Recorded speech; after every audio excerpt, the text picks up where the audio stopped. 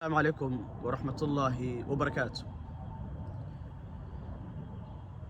إلهي سبحانه وتعالى قف والبق وأدون كركي سجوجو لبجد بسوق ربك متك عليسك يمتك الله بحايو حنقوله ذاك يلا بقصة وحنرجينا يلا بضع قصة إن نلش هذا بدلان أنا جي إذنكم لبضع قصة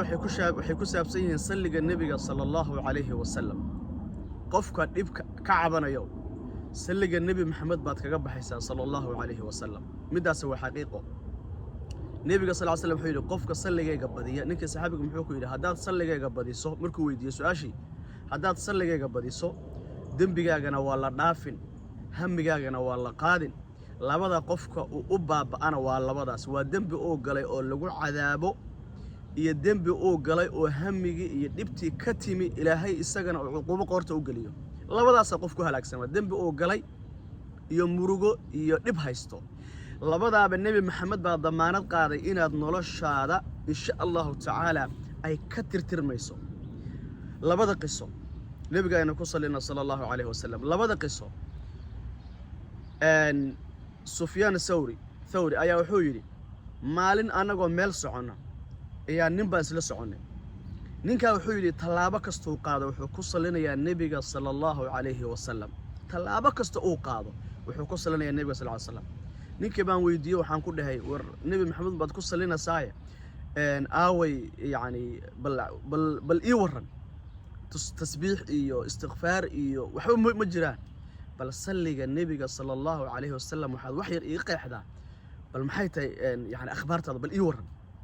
wuxuu kuma tahayo ma halkan baad qariib ku tahay ma safar baad tahay haabu ku yiri yaa tahay uu isku sheegay wuxuu yiri Sufyaan Thawri baan hay buu yiri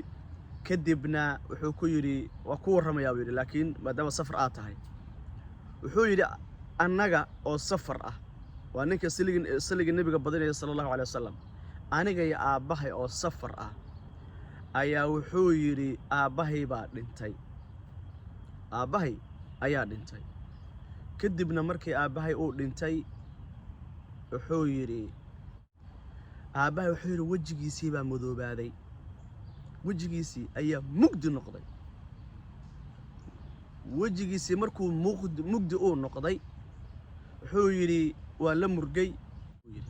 waan yar seexday kadibna aniga wuxuu yiri sidii u hurda ayaa halkaas nin aad u qurux badan oo aad u iftiimaya ka soo baxay kadibna aabahay ayuu gacantiisa sidaa u mariyay wajigiisii kadibna wajigiisii baa wac yiri hal mar wuxuu yiri markaa wuxuu damcay inuu baxo waxaan ku dhahay buu yiri Allah ku naxariistay bal ii warano bal waxaad iiga warantaa muxuu yahay shaanigaagu oo miyaad i garanay maya kuma garanayo kadibna wuxuu yiri waxaan ahay rasuulka Ilaahay sallallahu alayhi wasallam aabaha buu yiri wax badan buu dunuub lahaa laakiin mar walba aanu igu salin jiray maanta oo dhintay ayaan anigana Ilaahay uga shafeeca qaaday oo Ilaahay u weydiiyay inuu Ilaahay u naxariisto saliga dartiis baan lagu naxariistay sallu ala nabiy sallallahu alayhi wasallam